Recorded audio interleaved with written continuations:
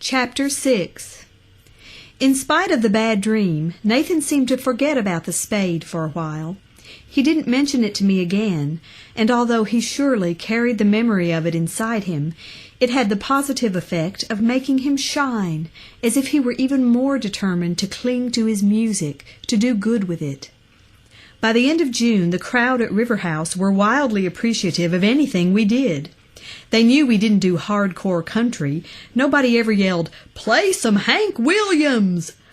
One night, a new guy made some loud comments about long hairs, was escorted outside by 3 pool-playing regulars, and never came back. This didn't strike me as funny or strange at the time. My voice improved and my frontman skills developed. I began to think myself quite the entertainer. And Paige, bless her, was the ultimate feminist performer. She equaled us, or at least me, in every way, as a strong musical personality instead of the girl singer. No one from the audience ever heckled her or even leered at her. Nathan was hitting his stride as a performer, too. The lights and noise and people didn't overwhelm him as much. He seemed to rise and meet it all, rather than drawing back. And every week he got better and better, his voice strengthening, although it was always soft, and his guitar and piano skills stopping people in their tracks. He started to have fun, to smile at his listeners and connect with them. He started trusting the joy. The last Saturday night in June, we'd taken a break, and Paige and I were having a beer. As I remember, I was trying to get her to come up with a friend for me. Nathan and Egan were at the other end of the bar. When I looked over, I saw that Nathan's face was sober and his eyes downcast, while Egan talked earnestly to him. I felt an ominous pang, but tried to blow it off. Then, as we all went back up to the stage, Nathan brushed past Paige and me without a word. My antenna really sprang up then, and I sneaked a look at him as he sat down and adjusted his mic. Something was wrong, all right. He had that angry set to his mouth. "Tree and Star," he snapped, and we went into that one. I noticed right away that he was pushing for some reason, pushing his voice to be louder or stronger, not content to let the PA do its work. Paige shot me a look about 8 bars in, and I knew she heard it too. The rest of the set went pretty much the same way. Nathan ignored us, except to snap out the title of the next tune, and whenever he sang, he bit out the words and kept pushing his voice. The result was that he sounded angry, more intense than usual. My stage patter became forced, and it wasn't helped by the fact that Egan listened the whole time, leaning against the bar, completely absorbed in Nathan and his new hard voice, watching him with that getting-off look on his face until I wanted to smash my guitar over his head. We broke early, simply because I leaned toward Nathan between songs and said, "Take it easy, you're going to lose your voice." And he said, "Fuck you," and walked off the stage, heading toward the back. Paige looked at me wide-eyed. I said quickly, "Gonna take a break, ladies and gentlemen," shucked my guitar, and headed after him. I glanced at Egan as I passed. He looked bright-eyed, interested, amused. Nathan had stopped in the back hall as if he didn't know where to go next. When I came up and said, "Hey!" and touched his arm, he jerked away as if I'd burned him. I'd never seen him so furious. He was breathing hard, and when he glared around at me from under his brows, for a moment I was almost afraid of him. The light was on in Egan's kitchen, and I pointed toward it. "In there," I said. He followed me in, leaned against a counter, and folded his arms tightly, his shoulders hunched. "What?" I demanded. "You've been talking to Egan about my voice, behind my back." "What? I have not." "How it's not strong enough." "Did Egan say I did?" "Not enough of a pop sound." "I never said anything like that. You've been scornful of me all this time, laughing at me, feeling—" Fury closed his throat and he swallowed. "Sorry for me." I could only stare at him. "Why didn't you talk to me instead, Tim? You want to do all the singing? Fine. Is that what you want?" I started to feel the hot, righteous indignation of the falsely accused. "Now listen, Nate, I have not been talking to Egan. I don't know what he told you, but—" "He said he thought you were getting worried about my voice, that it wasn't coming across. He sounded a little uncertain now, and one hand came up to rub his temples. "You think I'm trying to move in on you? I thought you respected me more than that, to talk about me behind my back. I know my voice isn't technically as good as yours, but—" The anger came up in him again, and words failed him. I was furious myself. "You're not listening to me. I never talked to Egan, and if he said I did, he's lying." "Because you can sing every damn song. I don't care. You and Egan work it out. I don't care about that. But just let me in on the discussion next time, all right?" "Nathan, you've been laughing at me the whole time." I was getting sick and tired of being attacked with that. "All right, fine, Nathan. Believe what you want." "I trusted you." "I haven't given you any reason not to," I yelled. "But you just go ahead and believe him instead of me. Go right ahead. Oh, and by the way," I stopped on my way out the door, "fuck you, too." So mad I was shaking, I stomped back into the bar. My eyes lighted on Egan, placidly wiping glasses, and I went over to him. "What did you tell Nathan I said about him?" I demanded. Egan frowned politely. "I didn't tell him you said anything." "About his voice? That it wasn't good enough or something?" Egan looked at me, and a smile pulled at the corner of his mouth. "You two been having a little argument?" A cold feeling started in my chest, freezing up the anger as I stared at him. "Quit messing with his head," I said finally. "That is how you feel, though, isn't it, Tim?" Egan inquired silkily. "That you're the better singer?" "What are you trying to do?" Egan's face turned back into a mask of polite innocence. "I'm not trying to do anything," he said. "You two need to work out your own problems." He turned away to wait on a customer. I stayed still for a full minute while the noise and movement of the bar roiled around me, watching the swath Egan's hair made down his back as he served people and chatted. I knew this marked a big change, but at the time I still didn't realize how much. All I knew was that we had switched to another track, and the rules were different. "Get you something?" I heard Van ask me. "Yeah, Jack Daniels, straight up." He gave me a shot glass full, and I downed it. The bitter sting of it turned my stomach, then warmed it, and my head cleared. Paige slipped onto the bar stool beside me. "Where's Nathan?" "Still in the back." "What happened?" "Egan's playing mind games," I said, "and I don't know why." "Is Nathan okay?" "I don't know. He's pissed off." We were both speaking in these short little sentences, out of caution, I suppose, so Egan wouldn't notice. Paige had her back to him, her eyes fixed on my face, trying to understand what was going on. "Should I go talk to him?" she asked. Then Nathan walked past both of us without a glance and went on stage. Paige gave me one more incredulous look, and we followed. He had already sat down at the piano, so I couldn't see his face. The first two songs went okay. He wasn't pushing this time and sounded almost normal. I held back on the harmonies so I wouldn't seem pushy myself. No matter what Egan said, I knew I wasn't a better singer than Nate. Technically, maybe I was, but for all my range and style, Nathan's voice had a particular warm intensity I knew mine would never have. The pity was, I couldn't have put that into words for him then. Maybe it would have helped. Halfway through the third song of the set, Nathan lost his voice. We were doing Dylan's Don't Think Twice, and his voice just shut down, as if a hand had closed around his throat. His head was bent, and I saw him shake it once, and only our two guitars finished the verse. Hell, I thought, and I didn't dare open my mouth to start singing it, because then he would think I was trying to move in. Paige saved us by singing it herself, her clear, sweet voice starting the next verse, and I ventured a soft harmony line. At least Nathan's fingers were still strong on the guitar. Egan observed us all from across the room, narrowing his eyes thoughtfully at Nathan's bent head.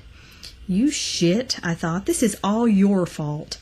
I glowered at him a couple times, but he didn't seem to notice. When the song was done, Nathan only sat helplessly. So I called the next tune, hissing, "Sing it," to Paige. And that was how we got through the rest of that set, Nathan playing just fine, but completely mute. Paige and I sharing vocals and stage patter, Egan working the room like the perfect host, and yet watching. I was never in my life so glad to hear Van give last call from the bar. Nathan put his guitar in its case and walked out. When Egan came over to pay us, I looked at him warily, and because of what I'd told her, so did Paige. But he only handed us our money, giving it to me as usual, because I was the manager, and said, "Good job, guys. See you Monday, as usual." Outside, Nathan was leaning against Paige's car. I counted out her share of the pay and stowed my guitar in the station wagon beside Nathan's while they said good night. I got in the station wagon's front passenger seat and watched them. They couldn't see me spying because it was dark. She kept murmuring insistently up into his face, but he only shook his head a few times. Finally, she stood on tiptoe to kiss him, and I had to hand it to old Nate. He laid one back on her, pressing her back against the car, kissing her as if he'd never stop. I felt ashamed for looking, but I couldn't turn my eyes away. It wasn't so much a sex thing. He seemed instead to be drawing strength from her, almost with a sort of desperation. A slight movement from River House caught my eye. I realized that the front door, which I'd assumed Egan had shut behind us, had shifted a little. It was still ajar, and although I couldn't see anyone looking out, I knew suddenly that Egan was spying, just like me. Nathan finally tore himself away from Paige and got in the car. We didn't speak on the way home. I was tired of coping. I felt exhausted, confused, as if nothing would ever be right again when Egan was a jerk and Paige didn't belong to me and Nathan wouldn't talk to me. But when we got home and went around back to open the station wagon gate, he suddenly rested his elbows on top of the car and put the heels of his hands over his eyes. "Sorry I got so mad," he said. "Yeah, me too. I did too." "I don't want it to be like this," he said without moving. "It's not supposed to be like this, fighting and not trusting and—" "I know," I said, knowing I didn't trust Egan anymore. Nathan turned his head toward me, still resting his forehead against his hand. His face was only a white blur in the dark, but I could feel his intensity. "You really didn't say what he said?" "I never talked to him, I swear. I'm not going to laugh at you and cut you down behind your back, Nate, or to your face either." "I guess I just—" he sighed. "Misunderstood him or something. I don't even remember what he said now, how he put it." I didn't think he'd misunderstood Egan, but I didn't want to go into it. Maybe it was one of those things I should overlook and keep quiet about. No sense getting Nathan more upset than he already was. "Just forget it," I told him. "Yeah," he said, but then he shook his head and sighed again. "I just don't know why I get so shook up," he said. "One thing like that just makes everything seem so crazy in my head, and it's all like a bad dream where all of a sudden I don't know anybody." He wouldn't have talked that way, I didn't think, if it had been light enough for me to see him. The darkness seemed to make him feel safe. "I need to be steadier, like you and Paige, and I can't." "You're the steadiest musically. What are you talking about?" "Oh, yeah, losing my voice like I did. Boy, that's steady." The self-contempt in his voice was uncalled for, I thought. "You just pushed too hard and strained it, that's all." He shook his head. "It was because I got so mad," he said. "I let stuff like that get in the way, see, and then I can't do my work. I can't do what I'm supposed to be doing." Nathan, I thought, only you could make such a big cosmic deal about this. "Well, God'll forgive you," I said, not too sarcastically. "Doesn't he let us all slip every once in a while?" "I guess," he said after a couple of seconds. I reached in the station wagon and grabbed my guitar. "Let's go in. I'm beat." "So are we okay? You and me?" "Hey, man." I bumped his guitar case with mine, like a toast or a salute. "We're solid." "Okay," he said, and I felt something heavy lift off both of us, to be replaced by a softness coming down out of the night and settling over us like the lightest blanket, like a benediction. The riverman never counted on that, and it was the one thing that slowed him down, and people talking and understanding and bonding again, undoing all he'd done, letting a soft, quiet night heal them. Something the Egans roaming this world can't comprehend and therefore always underestimate, some strong and loving force they have no control over, that kept Nathan hanging on. The next day after church, we had lunch with Egan. It was a beautiful day. The heat and humidity had backed off a little, and Nathan and I showed up with potato salad his mom had made and a dish of sliced tomatoes from his dad's garden, deep red and sprinkled with salt and pepper. Paige arrived with a peach pie she swore she'd made herself, with peaches from their neighbor's tree. Egan was grilling chicken breasts and had cold drinks waiting. Oh, I was so ready to forget all about the unpleasantness the night before, and like Nathan, believe it had all been a misunderstanding. We ate to the point of pain, even Nathan, and the four of us managed to devour all of Paige's pie. Then we lay back in the grass and moaned a while. Egan had made it clear we would do no rehearsing or recording that day. We were just supposed to relax. And pretty soon, though, he got up and went into the house and came back out with a really nice Nikon. "How about some publicity shots to send around with the demo?" he asked. And that was one of the good things he did for us, taking those pictures, because I can look at them today and still see the sharp brilliance of that green and blue afternoon, the three of us set against it, and how beautiful we all were. Yes, even me, because we were still so heartbreakingly young, children really, who at 20 hadn't finished growing up. Paige, whom I had seen as such a sexy young woman, was only a girl, her face still round without the defining cheekbones that would come out later.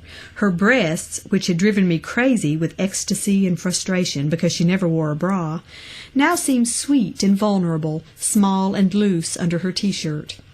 Even my own face, Neil Youngish though it might have been, looks fresh and smooth, my eyes bright and a little wild with hope.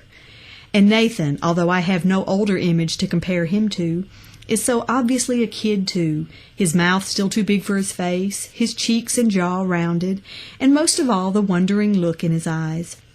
Our hair in the sunlight is stunning, Paige's on fire, curling frantically, Nathan's glossy and brown, framing his face and throat, mine straight and glinting blue-black, falling over my shoulders. Egan snapped us all perched on a heavy wooden deck chair, Nathan in the seat, and Paige and me settled on the chair's wide, flat arms.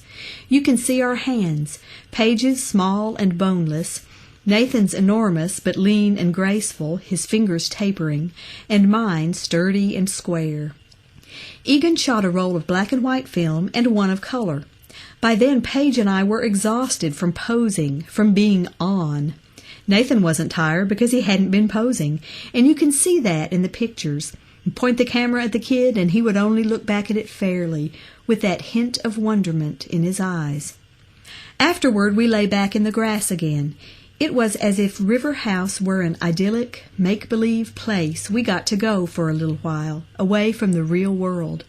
And how right we were, although that afternoon was the last time I ever felt that positive way about it. Because that was when Egan started in on Nathan. "Hey, Nathan," he said, as if he were just making conversation. "Holding out on us the other night, weren't you?" I looked at him, but he was only propped up on his elbows with that friendly half-smile, not even really looking at Nathan. Nate had been lying still to begin with, but he seemed to go even stiller. "No," he said uncertainly. "Didn't hear you singing the last set." His voice got a little tired, I said, and unfortunately Paige spoke at the same time, saying basically the same thing, so we sounded like a couple of mother hens rushing to Nathan's defense. Egan looked at us both in surprised amusement. "Well, listen to the two of you," he said. "All I meant was, Nathan, that I liked what you were doing before that. Your voice sounded more assertive. I'd like to hear you doing that from now on." Nathan had sat up, his arms wrapped around his knees. His face was red, and he swallowed a couple times. "Okay," he said. "As long as you don't strain your voice," I told him. I knew I was putting him between me and Egan. He had this trapped look in his eyes, but my temper was rising. "Oh, I don't think that'll happen again. Will it, Nate?" By now, Nathan was too paralyzed to answer. He'd been taken off guard, hit broadside. He shrugged one shoulder, his gaze flickering past us to the trees that led down to the river. Paige jumped up, and I could tell she was furious by the way her voice shook, although she spoke lightly. "Egan, I'm going to carry some of this stuff back to your kitchen for you. Then we need to get going, okay, guys?" "Sure." I got up too, and after a minute so did Nathan, and finally Egan rose lazily. We carried everything in, the piled paper plates, the ice chest, back and forth, even Nathan functional out of sheer pride, though his face was still red. But the activity didn't ease my anger, and when both Paige and Nathan were inside, I went over to Egan and said, "Lay off him, okay?" "Excuse me?" Egan asked politely. "You know what I mean. Don't push him like that. Don't you see what it does to him?" "Push him like what, Tim?" "He doesn't need to be singing the way he sang the other night. His voice is fine the way it is." "Jealous of him?" Egan inquired. "Trying to hold him back?" "No, that's not going to work this time. This isn't about me." Paige and Nathan were coming back, and I had to be quick. "You stop messing with him," I said through my clenched teeth. "He can't deal with that kind of bullshit. Let him be himself." Then I turned and walked into the house before Egan could say anything else. I tried to cool off in the kitchen, telling myself that now I had confronted the problem and maybe Egan would back off. But I still had all this nervous energy, and when I saw our used paper plates and napkins piled on the countertop, I started looking around for a trash can to put them in. There was nothing in the cabinet under the sink, so the second place I looked was over by the old gas stove, pushing back the open door which slanted toward it. From the corner, the little black pointed spade seemed to look back at me, as aware of me as I was of it. I found myself backing away slowly, the same way Nathan had done at the church the other night. I couldn't have explained the cold fear I felt at seeing that thing leaning against the wall, except that Nathan had been right. It had menace. Then I jumped again, because all of a sudden Egan was leaning in the open doorway, watching me with his arms folded. His expression was calm and thoughtful, but it seemed to have an overlay of pity. The corners of his mouth deepened in a faint, arrogant smile. "Get out of my way," I said. Egan stepped aside and bowed elaborately as I strode, trying not to run, into the dark hall and on through to the outside steps.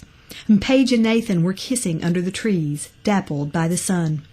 "Let's get out of here," I told them. They looked at me blankly. I grabbed one of Mrs. Whitley's empty bowls off the picnic table and went on around the front of River House, leaving them to handle the goodbyes.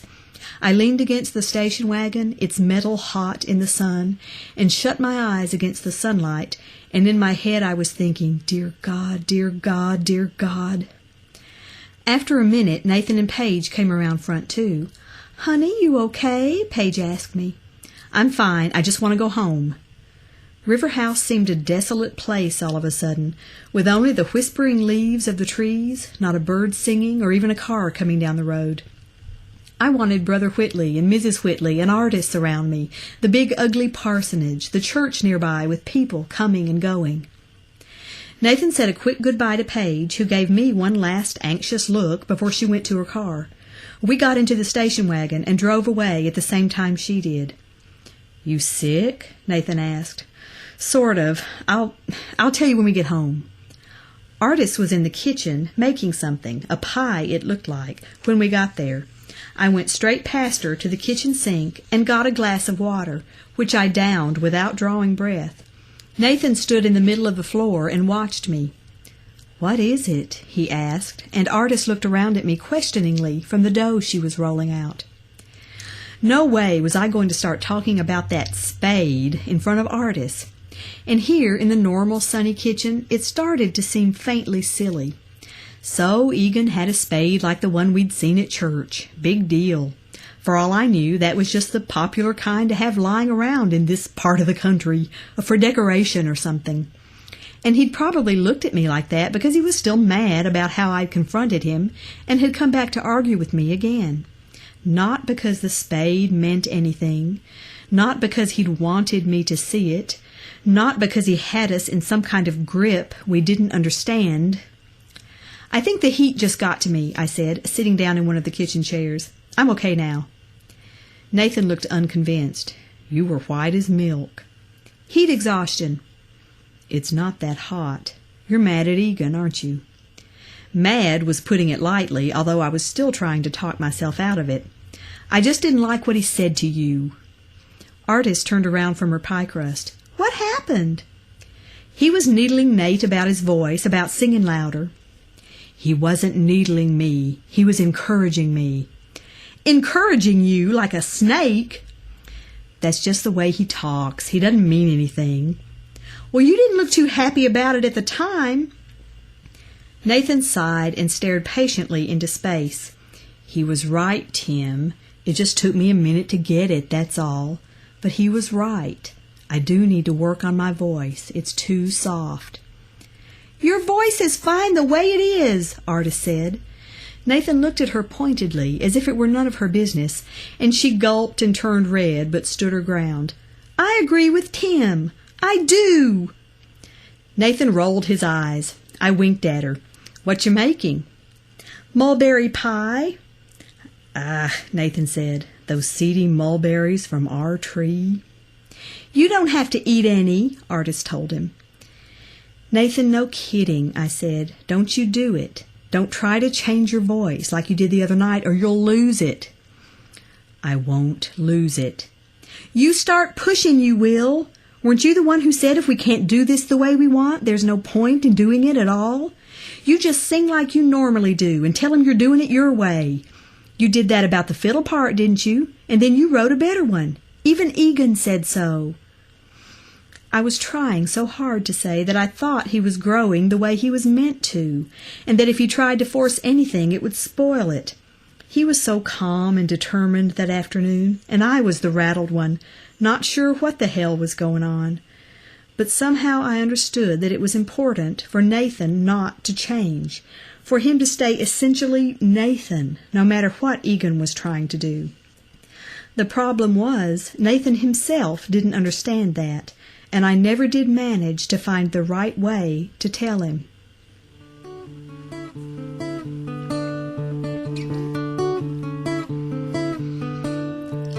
Wake her at dawn, and she will lift her eyes, sending the sun in ribbons through the skies.